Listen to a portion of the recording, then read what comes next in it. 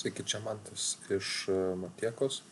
27 uždavinio sprendimas iš pavyzdinės egzaminų užduoties. Tai gali būti gan painus, bet jeigu kas trigonometriją gerai ir vienetinius apskritimus išmano, tai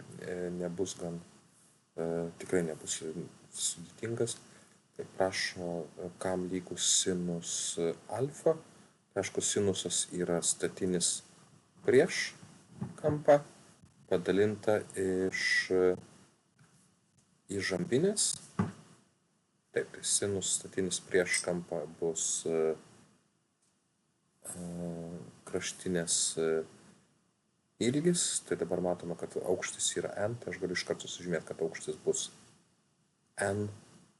Ir čia tilsapipę pasirašysiu m kaip ilgis.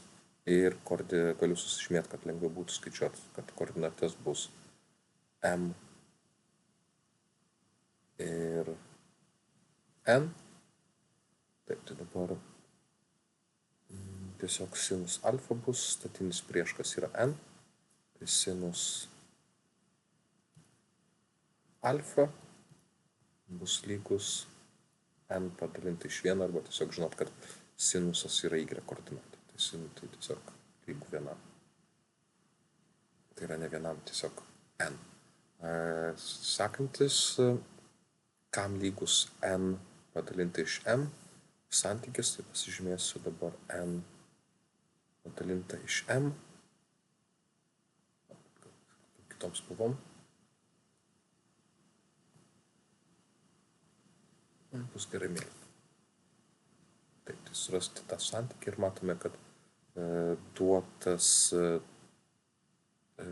liestinės tiesė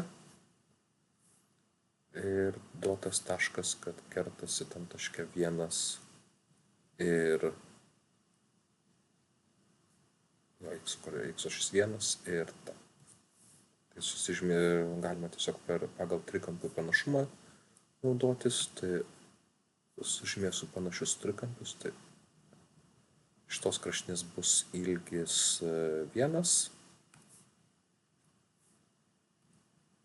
vertikalios kraštinės ilgis bus atitinkamai t, arba aukštis bus t. Ir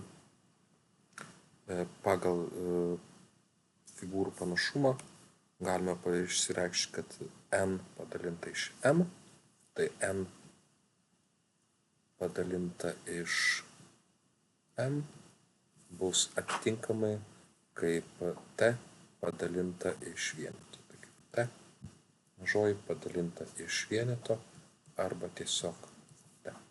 Atsakymas n iš m padalinta, tas santykis bus tiesiog lygus t. Ir turbūt tiek, nebent reikia reikšmės kokias suras, bet šiaip iš tikrųjų turėtų užtekti. Tai tiek. Dėkui žiūrėsiams ir iki kitų uždavinių. Nedaug jau liko.